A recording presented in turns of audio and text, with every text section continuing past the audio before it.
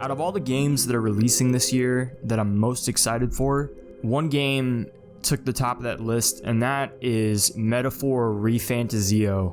8 days ago, the company that's making the game, Atlus, put out an exclusive showcase of the game. It's 25 minutes.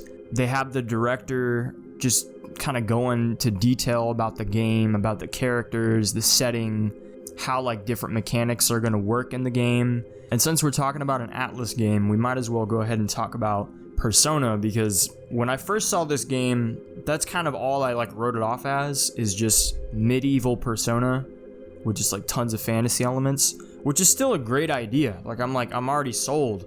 But now, because of the showcase, I'm even more sold on this game because holy shit, it looks really good. So to talk about my history with the Persona games, the first game I ever played was Persona 4 on the PS3. I played like the PS2 emulated version that you could buy, which I'm kind of surprised that PlayStation 5 doesn't let you do that, but that's a whole other conversation. But the reason why I bought Persona 4 was because I saw the showcase for Persona 5 before it released, and that was the game. Persona 5 was the game. It was the reason I bought a PS4. PS4 had a lot of good games already up until that point, but I just didn't have one. And I remember watching the Persona 5 showcase and just thinking, holy shit, this game just looks so cool. Like, everything looks cool. I'd never seen a UI for the game, like even for the turn-based combat, with like just flipping through the options in combat, from using your gun to using your personas to switching characters. Like, it just looked so cool, and it just had like an unmatched vibe that I've never seen in a game before. And that was enough to make me buy Persona 4 on the, PS3 and save up money at my job that year to buy a PS4 and pre-order the Steelbook edition of Persona 5. Now, I will say I've never actually beat a Persona game. I fall into that stereotype. Like 99% of Persona players don't actually finish the game, just so you know. It's just a tradition, among us, but they're very long. I got very close with beating Persona 5 when the Royale Edition came out on PlayStation, and even with that version, I got the Collector's Steelbook Edition. So I have two Collector Steelbook Editions of Persona 5, of the first and then Royal, and I got really close with beating 5 the second time around, but I still got burned out and I never finished it because it is a very long game. But it doesn't mean I didn't enjoy those games. Like, I love those games. And the third time I played, which isn't a Persona game, but it's a Shin Megami Tensei, was Shin Megami Tensei 5 on the Switch. That game was tons of fun. As always, I never beat it, but I got pretty far, and I thought it was one of the better Switch titles, which I think they're going to be bringing it to PC. I might rebuy it when it comes on PC. But going back to Metaphor ReFantazio, that's kind of like what I thought, when I first saw the game was, this is going to be just a medieval Persona. But with this showcase, holy fuck, I don't know how they managed to do it, but they did. They have topped the vibe of Persona 5, which I never thought they would be able to do. Like, they have clips where they show you just using the UI, going through like the, just looking at the different like options for the characters and just like your skill and your item and equipment, and like the whole thing just looks amazing. It looks like the most sexiest, baddest UI system I've ever seen. Like, I don't know how they managed to do it, but they topped the Persona games.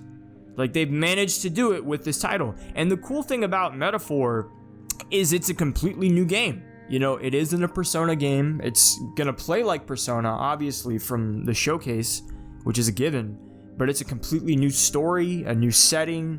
So this has the opportunity to be Atlus's new, franchise that really, goes off. And the team, from what I've seen in this showcase, they've spent a lot of time just kind of honing in the things that people really love about those games. And the presentation is just it's just uncomparable. You know, the only game you can compare this to are their other games. Like, what other AAA turn-based RPG or AAA RPG in general has a UI that's like this good looking? You know, what other game has a menu that just is this satisfying to look at? And the soundtrack, it's going to be made by the same dude who did the soundtrack for all the other Persona games. And this dude makes some of the best music I've ever heard. I've used so many of the OSTs from all the Persona games for my YouTube videos just as like background music, and it's just unmatched in terms of like vibes and style. And that's kind of like the whole thing with Persona, is like it's just so stylized, but it also has like pretty good depth. There's different endings to the games. There's different things. Like in Persona 5, there was a big like romance system for the different characters you could romance, and if you tried to like romance all of them, there was like this huge thing that would happen where all the girls would like catch you cheating on them. And like they have like all this depth in all these different areas. And I know JRPGs and turn-based RPGs aren't for everybody. I would say probably the most accessible turn-based RPG is definitely Baldur's Gate 3. It's probably the most popular by far. But JRPGs, as far as they go, the Persona series is probably like the Baldur's Gate 3 of the JRPGs. It's definitely the easiest to get into. It's the easiest to vibe with, and just because it's the easiest to play doesn't mean it's like the worst, because it's absolutely one of the best experiences you can have. I've played tons of JRPGs, and the Persona series and the Shin Megami Tensei series is one of my favorites, and I really like the lore of the games. I like the concepts, because it's basically like Pokemon, right? Which I love Pokemon, but with like demons and angels and like gods and all these things. It's really cool, dude. It's like the mature adult version of Pokemon, and it's kind of like, it kind of ruins Pokemon for you if you play those games, because then you play a new Pokemon game and you're like, wow, what the fuck? Like, why does this still play like it did 15 years ago? Like, are we gonna do upgrades, or like what's happening? You know, but that's a whole other conversation. But Metaphor ReFantazio is just, it's a new title, you know, and it's exciting, man. Like, how many times do we actually get like a new game that looks good? You know, like most of the time we're getting sequels, or we'll get original titles and they just suck.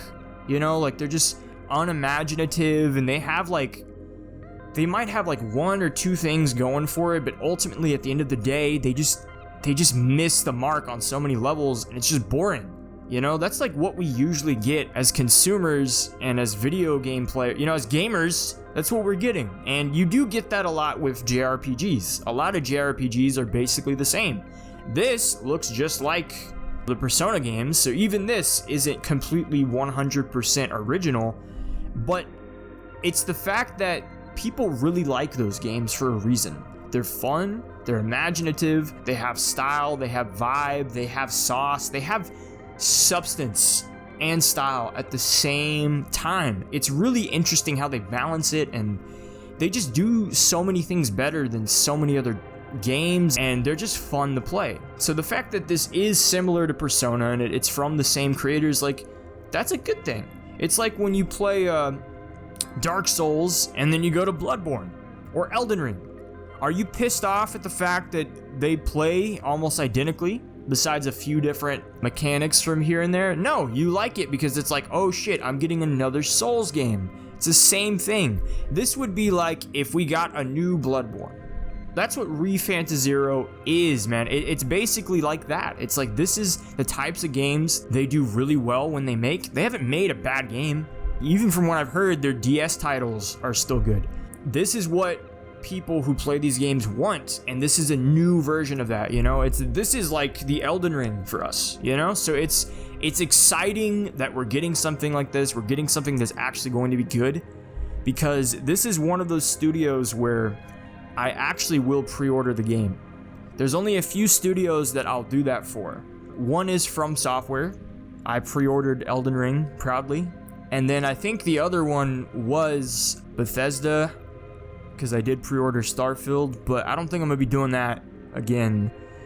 So as of right now, I got 2 studios. I got this one, which it is Atlus, but I think it's Studio Zero. They're the ones that make these games.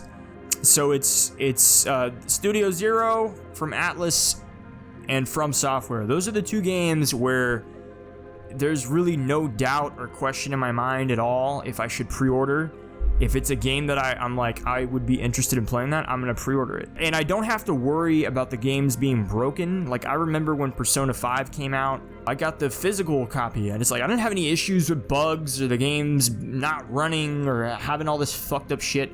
Like, it just worked, you know? And there's no doubt in my mind that this game's going to deliver on all fronts, and I just have to talk about it. You know, I don't feel like a lot of people have been talking about this enough. Because just look at the UI system. Look at the style in this game, bro. Like, it just bleeds style, dog. And it's just, I feel like this is going to be an amazing game. Everything looks interesting. The way they talked about the story and the characters. You play as like a prince and you come from like a settlement or a tribe or whatever that's not really like well liked. And there's going to be all these different tribes and all these different.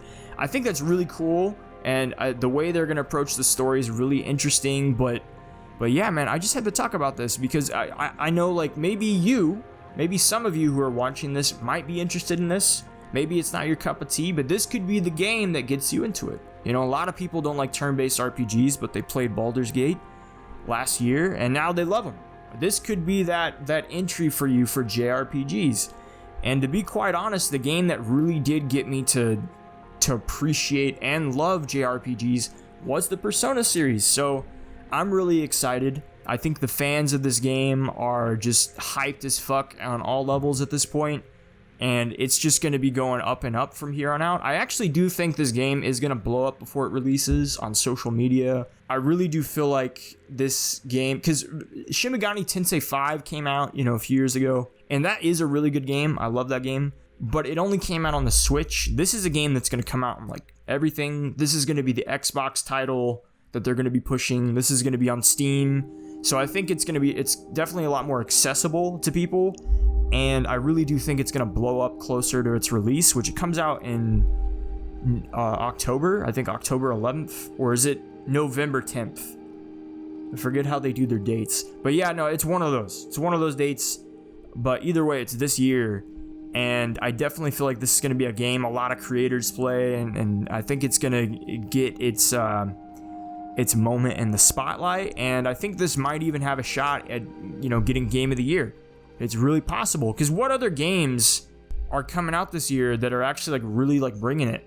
Like, think about it. Like, what game is releasing this year that's huge? I think the biggest thing coming out this year is Elden Ring's DLC, which is in June or July, one of those, I forgot. But that's that's what we're getting. Like, I can't really think off the top of my head what's like the most sure for like Game of the Year game releasing this year. But after now, from what I've seen of this showcase, it's definitely Metaphor ReFantazio. So guys, let me know what you think about this game. What do you think? Do you like the Persona games? Have you played them? Do you think they look cool? What do you think about this? Do you like the UI? Do you agree with my points? Do you completely think this looks like dog shit? Like, what do you think? I like it when you guys tell me what you think in the comments, because it's just so interesting to have these conversations with y'all and hear what you have to say. I love it when y'all speak your minds. Like, have you played the Shin Megami Tensei games? Are there any other like big games coming out this year that you're like for sure are going to be hits and Game of the Year material? If so, tell me about those in the comments. And have you played these games before? Do you like JRPGs? Do you like turn-based games? And if you did enjoy this video, go ahead, like, comment, subscribe, and share it with your friends. Be sure to join my Discord below. I'll have a link. And besides that, you know, that's pretty much it. I'll see you guys later.